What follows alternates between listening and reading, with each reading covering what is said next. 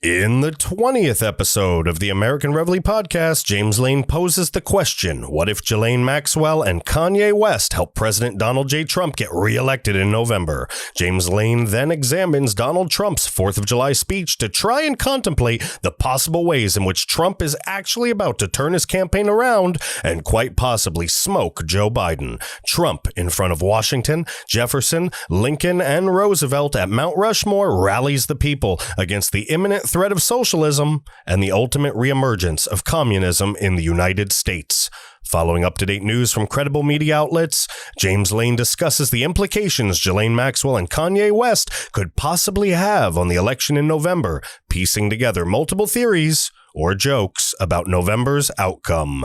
Thanks for listening, guys. Let's start the show.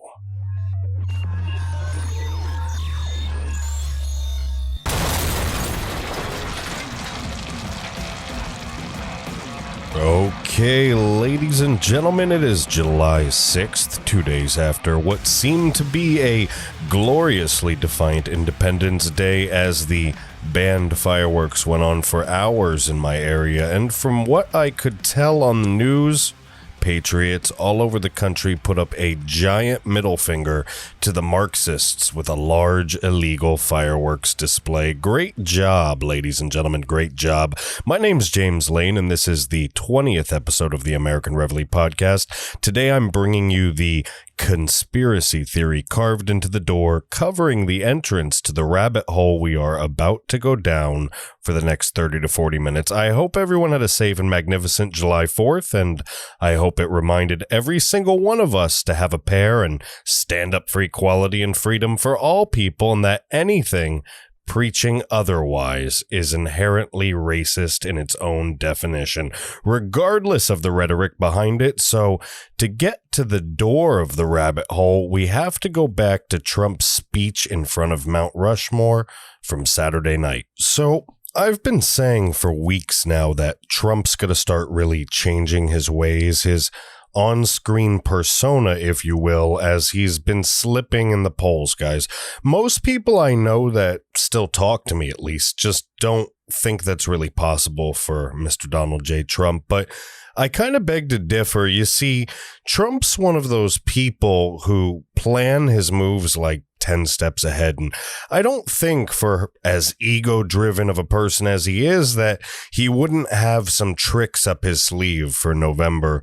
So I got a taste of the new Trump during the jobs report that came out earlier the day, a couple days ago, maybe Friday, maybe Thursday. Trump was on camera only for a brief moment to report the positive numbers, but something seemed kind of different.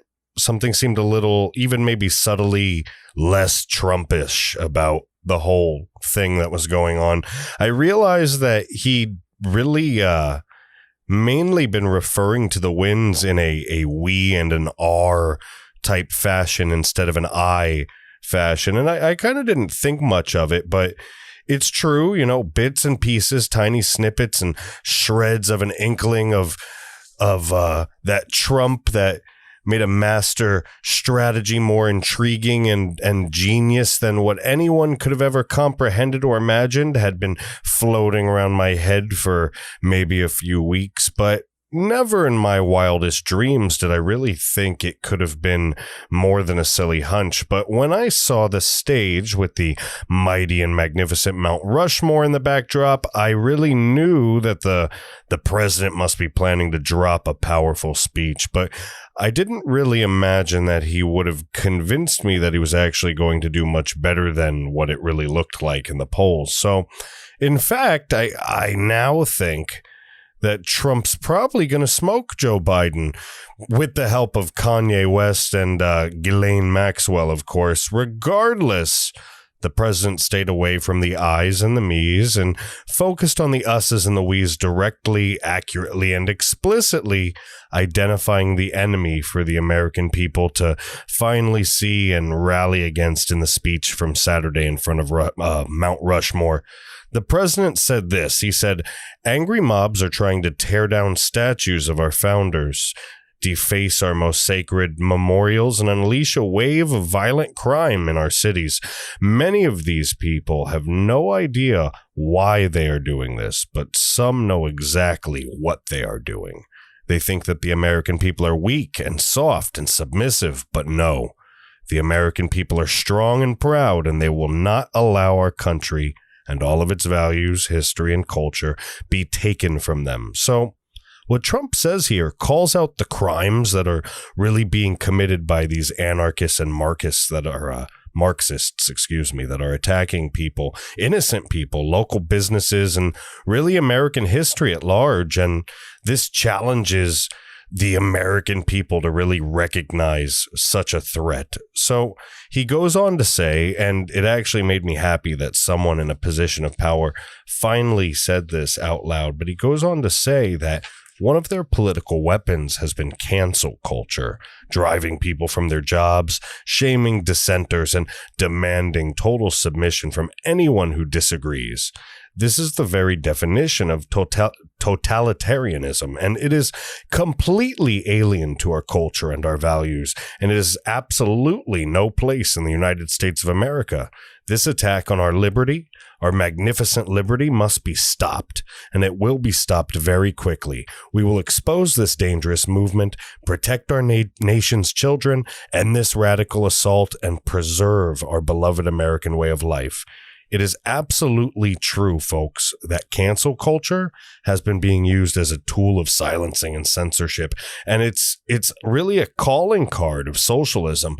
I call things down the middle, and when Trump does dumb stuff, I call it out. And this podcast really isn't very political most of the time, so I don't always try and focus on one affiliation or another, but it's really high time someone finally call out cancel culture and PC culture as the totalitarian tools of manipulation that they really are.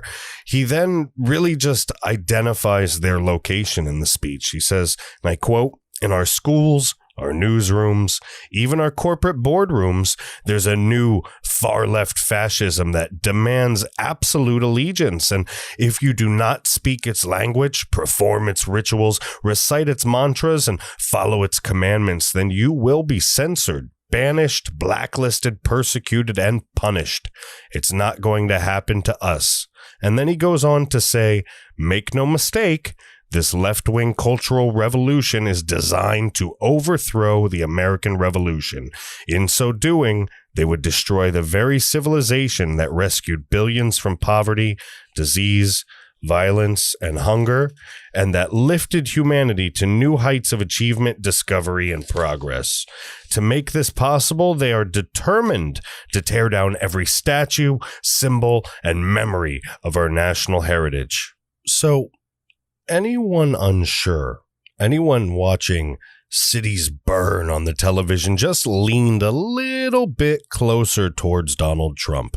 The president, without talking about himself for once, really identified the source of the unrest and put out a rallying cry to the patriots of this country. Many people who don't even want to vote for Trump will probably now vote for Trump just because they know Biden becoming president puts the radical left closer to the driver's seat in Washington. Trump went on to state that against every law of society and nature, our children are taught in school to hate their own country and to believe that the men and women who built it were not heroes, but that were villains. They were villains. The radical view of American history is a web of lies.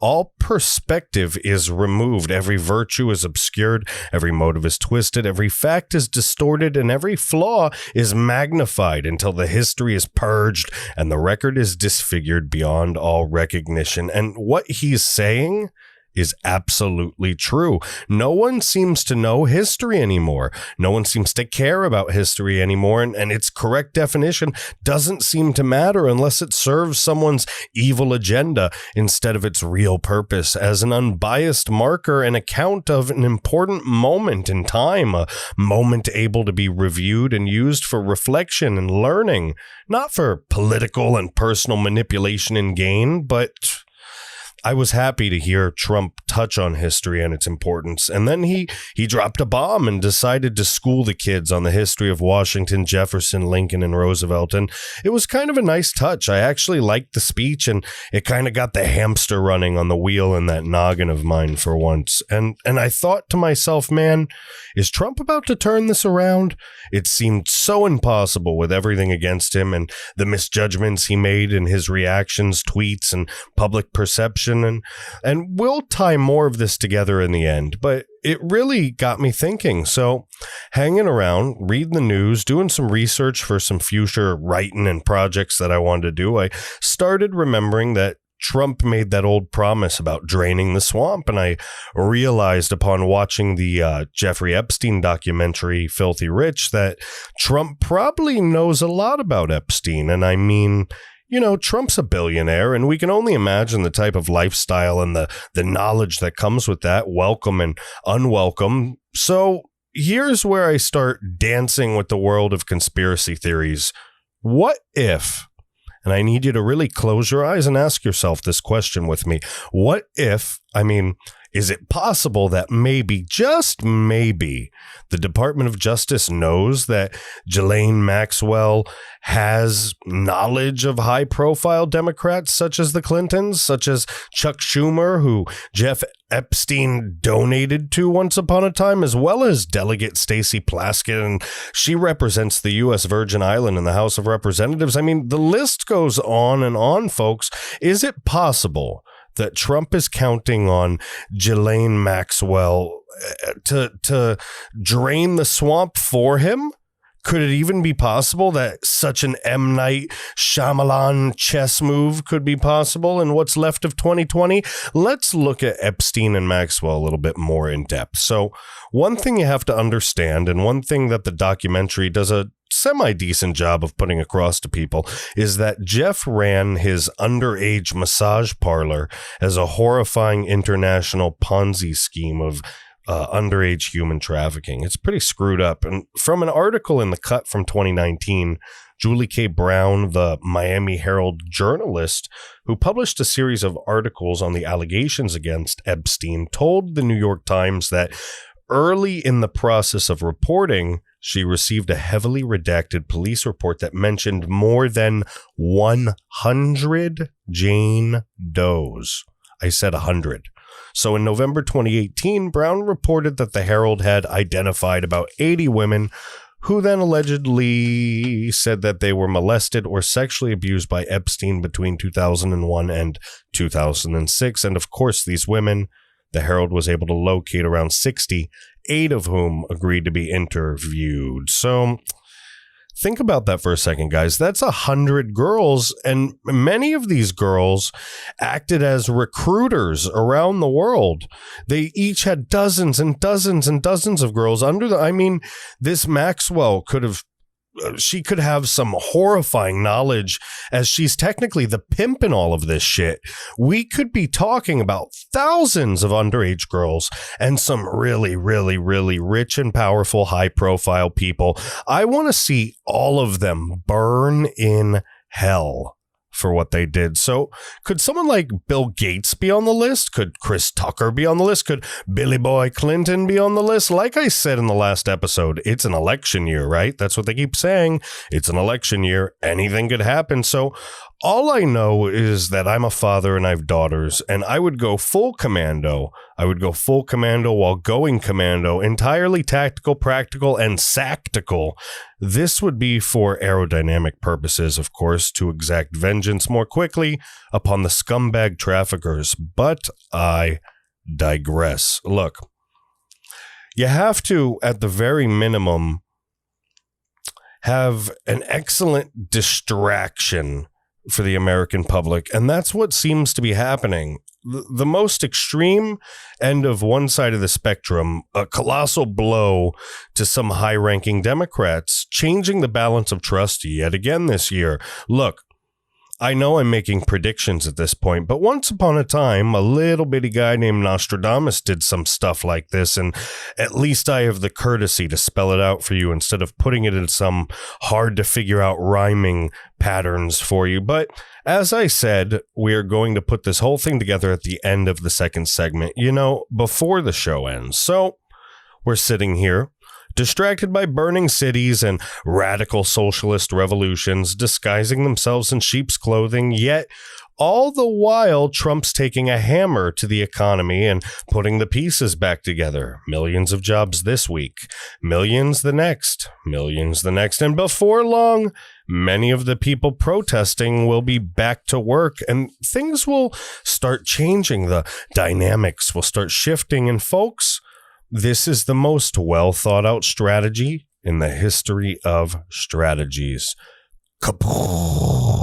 No matter what happens, Trump ends up winning, and everyone gets proven wrong. The only thing I could really see messing up Trump in November would be the gigantic climb in COVID-19 death rates, forcing the economic collapse of this great nation, or obviously himself. Both of those are hypotheticals that could possibly come true, but I mean, come on, who else could do it with their own Twitter account besides the man, the myth, the legend himself? Woo! Not Ric Flair, President Trump. So I know we could just end here because this is crazy pants, but as it is the American Reveille Podcast, we try to please. We're not takers, we're pleasers, and we want you to know that we've got you covered when it comes to taking things a step further. When it seems that there's nowhere else to go, you thought that this was craziness enough for the year. You thought that we would be smooth sails until the election with our fingers crossed that the country didn't collapse or burn down in the meantime. Either the apparent third presidential candidate for November 2020 in the U.S. presidential election is me, or it's Yeezy himself, Mr. Kanye West. And this is another crazy thing that we just didn't expect. And even more crazy, possible First Lady Kim Kardashian. And Kyle Dunnigan, if you're listening, please, sir, this is your cue. I don't know about you, but when we all looked to the sky and said to the heavens above, please, God, please, you've got to give us a better choice than Biden or Trump this time. The truth is that we were really all just hoping for The Rock. Anyway, folks, I hope you're enjoying the American Reveille Podcast with James Lane, and that's me, by the way, James Lane. I'm James Lane, and I want you to take a second. I want to remind you that this podcast is spreading through your word of mouth. So if you love it, please don't forget to share us and talk about us. We also want to remind you that we are working very hard to make our move to video very shortly, as well as some other formats and content. So we also just, surprise, incorporated American Reveille LLC. So if you're interested in possible internship opportunities and more, please fill out the contact form on our website at www.americanreveille.com. And when we get back, Kanye West, Alex Jones, Donald Trump, a rabbi, and a Catholic priest all walk into a bar.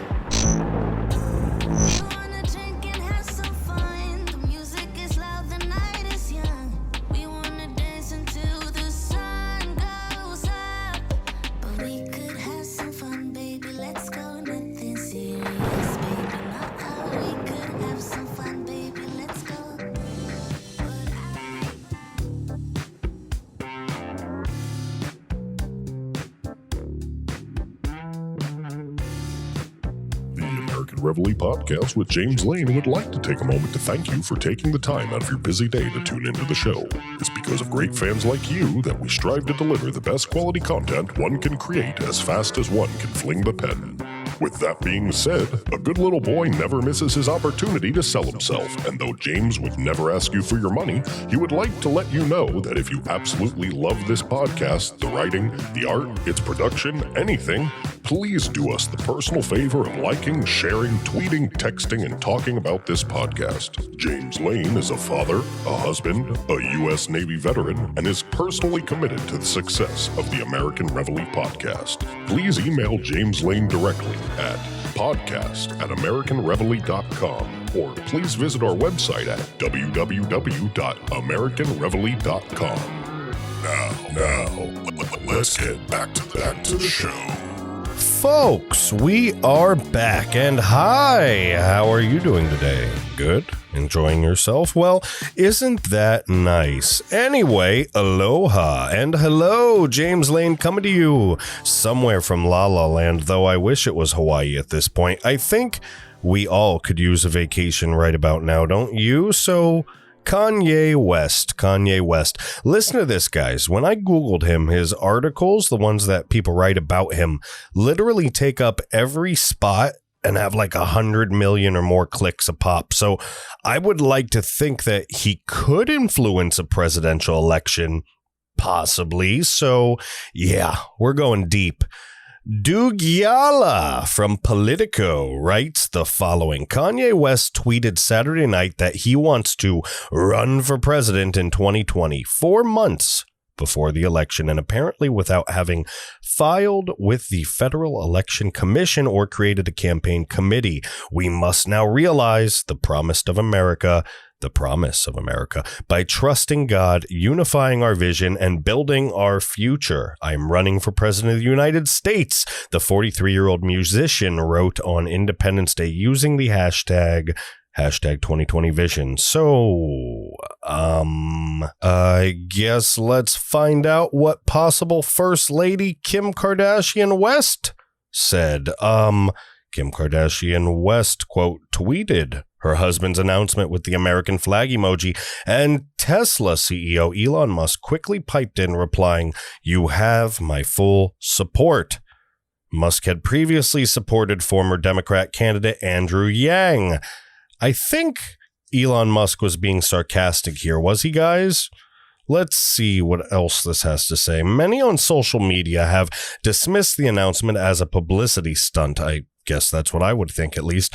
Though others questioned, how did West go from being a vocal ally of President Donald Trump to announcing a run against him?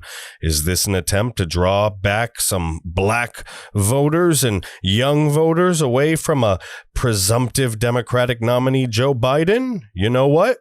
I think, folks, it's an attempt to pull undecided votes away from Joe Biden, but not necessarily from the young and or the black voters. You see, Kanye's music has been crossing boundaries of race, color, and creed for a while now, and yet the news people seem to write this story weird. They have something messed up. Look, Kanye West is 43 years old now, guys. His fans are getting older.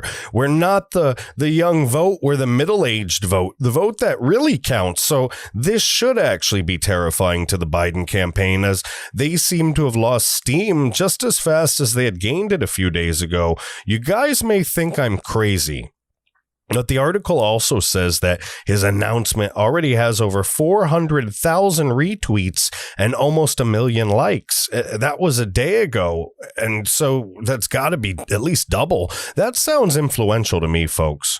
Kanye has probably no intention of doing anything except for playing his role in the grand scheme of history here. So we have Yeezy pulling the undecideds possibly away from Biden and Ghislaine Maxwell, probably and possibly implicating some key political figures from the blue team. What else is going on in the world that's relevant to our theory? So I don't know how to say this, but it also looks like the lower tier of Democratic leadership is cracking under the weight of supreme morality, as the uptick in violence since the defund the police movement has allowed violence to run rampant across our city. So now the Democratic mayor of Atlanta is finally calling for citizens to stop shooting each other up in the streets, according to a Fox News article written by Greg Ray, Mayor Bottoms is now calling for an end to the violence. Enough is enough, Bottoms said. Enough is enough. We have talked about this movement that's happening across America and this moment in time when we have the ears and the interests of people across this country and across the globe who are saying they want to see change. But the difference in this moment in time with the civil rights movement, there was a defined common enemy. We're fighting the enemy within when we are shooting each other up in the streets. She continued, you shot and killed a baby, and there wasn't just one shooter, there was at least two shooters. An 8-year-old baby. If you want people to take us seriously, and you don't want us to lose this movement, then we can't lose each other. It has to stop, Bottoms added. According to Fox 5 Atlanta, you can't blame this on police officers. It's about people who shot a baby in a car. We're doing each other more harm than any officer on the force. It's a shame, isn't it, folks? It's a shame that it's taking these mayors and these governors so long to react. It's a shame that children are dying in the streets because of these cowardice officials caught up in the whirlwind of a fake movement that has no intention of helping anyone's community. Add on top of this, 67 people shot in Chicago, with 13 killed, including a 7-year-old girl and a 14-year-old boy. People are getting sick and tired of this, guys. People are waking up all over this country and beginning to see this socialist takeover for what it is, a disguised communist infiltration. People are dying, guys, and others are politically benefiting from it. It's disgusting. Meanwhile, the spikes in COVID-19 we've been seeing across the southern states are slightly starting to lower, which means it could be leveling off, and we have numbers soaring up on all of the essential economic charts. Ladies and gentlemen, I really think that Donald Trump has an ace up his sleeve and is going to win the November elections, and the left is just going to implode. So, like a sea of stretched and dismayed faces on display on the walls of that faceless dude's temple on the HBO series Game of Thrones, the radical leftists will scream at the top of their lungs in what seems to be slow motion as Sail Away plays on repeat again and again in the background in a perpetual loop, a perpetual state of limbo, a true purgatory. With that being said, one might ask how this would take place from now until then. Well, I'm glad you asked. So, right now, when you look at the polls and you see Donald Trump down and Biden up, it makes you think that there's no way to recover this lead. Yet, this strategy is a long game that depends on multiple factors to pan out correctly. And as of today, it seems like we can see the beginning coming together. We have people all over this country getting sick and tired of the radical leftist socialist agenda. We see people all over this country waking up to their freedoms being trampled upon by social justice warriors and their status quo. We see more and more people giving the middle finger to the far left hate-filled movements with their displays of what seemed like never-ending fireworks across this great nation on the 4th of July. We see people needing to hear some real direction and leadership, and this was finally delivered by Donald Trump at his speech in front of Mount Rushmore, where he accurately, rightfully, and finally called a spade and called out the far-left radical movements in this country, hell-bent on holding everyone hostage with racist and authoritarian processes and actions. Trump began his rallying cry and subtly began to talk more about us and less about himself. This, my friends, this is the beginning of a more inclusive and less egotistical campaign, in my opinion. I could be wrong, but this is what I think. This will easily make a difference as people notice less and less public boasting from the man. The day before this speech, everyone was doubtful, and everything seemed so grim. Even the Democrats were taking shots at Trump. Even Biden came out of the basement, and it looked like Trump was getting creamed, or so we thought. Instead, he knew he was about to make a U-turn, and he had this planned all along. Could it be? Could it be possible? Could Could this be a twist that even M. Night Shyamalan couldn't pull off? I said his name wrong and I used him twice. Anyway, this is one of Trump's big speeches for the history books, in my opinion. So now that the Trump NATO is starting to gain some steam again with the violence peaking over the weekend and people getting tired of its ridiculousness when things get interesting within the span of a few days. One, Ghislaine Maxwell is picked up as G-Max in New Hampshire, and no, you can't make this shit up. Kanye decides to run for president again. At least he's vocally decided to. Who knows? Anyway, I want you to use your imagination for a moment and try to imagine this hypothetical conspiracy theory and list of possibilities that I've concocted for you today. Trump, coming off the speech from Saturday, steps up and fulfills his promise of law and order while cutting back on the me talk. All the while, COVID begins to level out and jobs continue to pour back in. Now, let's just say the third quarter rolls in and the economy explodes back while Trump's eating Biden alive in the debates. If all of that happens, he wins. Or, I mean, he could also continue to talk about himself, not follow through with certain vital things, and then tank. Or, you know, here's where stuff gets wacky. So let's say Trump is doing great, but then Ghislaine Maxwell drops the name of some top Republicans or associates of Trump, and boom, not good for November. Or let's say it's the exact opposite.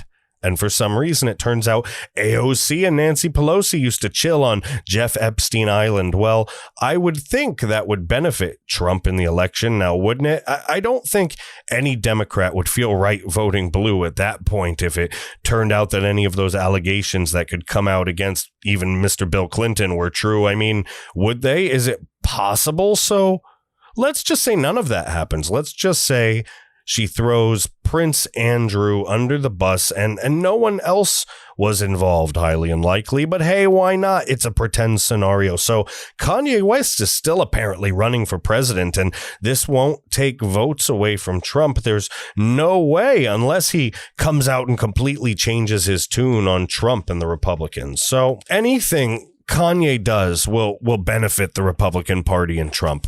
Guys, look, I've made a ton of jokes here tonight. And of course, if any of it comes true, then of course I am a subject matter expert and really should be compensated for future studies, analysis, and consultation work. I really should. But if none of this comes true, I really was just kidding. The real joke, though, is on everyone that thinks Trump is dumb, stupid, and losing. This is a sleight of hand strategy, guys. Everyone's missing it. He has it multiplied or at least hidden from view. Trump's pathways to winning it all in November for a second time around, there's a lot of them, I think. And I think he's doing a lot better than most people realize. The left's early victory dance, it may really become their undoing if they can't get on the same page with one another in a more balanced and less radicalized fashion. The right, on the other hand, you're about to see everyone that even leans a tiny bit right rally against socialism in its final form, its eventual turning into communism. We're going to get behind any president who'll stand up for the freedom of his or her people at this point. And one thing's for sure, it's not going to be Biden especially if he keeps scaring us. Look, according to Edmund DeMarch of Fox News, Joe Biden tweeted Sunday night that if he gets elected, his administration, quote, won't just rebuild this nation, will transform it, raising speculation online about what exactly in the country would be transformed. I think we know the answer to that, ladies, gentlemen. The answer to what will be transformed is your freedom. Your freedom will be transformed forever. So I just have to ask you guys, now that you've been seeing what actually has been going on, and now that you see the attacks on everybody's way of life, even their own, even the left's own attacks on itself, how can you still not stand up for yourself and your American brothers and sisters of all races, religion, and creeds by using your First Amendment rights to speak up against cancel culture and the redefining of our textbooks, values, and cultures, our very history, the very thing that binds us all together as Americans? So I challenge each and every one of you to shed your fear and remain unapologetic. I challenge you to be a warrior of peace, spreading the message through words, not violence. And I challenge you to be inclusive, allowing all men and women of all orientations from all walks of life to join together in the fight to preserve our freedoms. Let's show the world what true American equality looks like. So, the more we share this episode and talk about this episode in this podcast, the more people we can reach with our message. The more people can benefit from it. I know you want to help your friends, families, brothers, and sisters, and so do I. And that's why I'm asking you kindly to please, please, please help me get the word out about this podcast, as we've been guided by a great vision and a purpose behind what we're doing. And we know we have something special that can really make a difference in people's lives. So I want to take a second to thank you guys so much in advance for your assistance. You're doing the right thing. And if you enjoyed the show, please subscribe on whatever platform it is you're listening to us on. And as we release a new episode every single Monday, we have extra content available on YouTube. And I would love to connect with you on Twitter at American Reveille, Instagram at American_Reveille, Facebook at American no space Reveille with no spaces. I said it twice, so don't fuck it up. And LinkedIn at the American Reveille Podcast. I'm also experimenting with Parler at the James Lane, again, to get a hold of me on Parler. I will include all of my social media links in the description. So after this weekend of craziness in 2020, what do you guys think's happening? Where do you think we're headed as a country? Is Trump going to sweep it up in November, or is Biden going to win it all and appoint AOC as the new head of the CIA? Let me know how you feel in the comment section of this podcast. And after you give us 5 stars, please, let me know how you feel in the comment section on social media. And until next time, this has been the American Reveille Podcast, and this is James Lane clocking out. Peace, guys.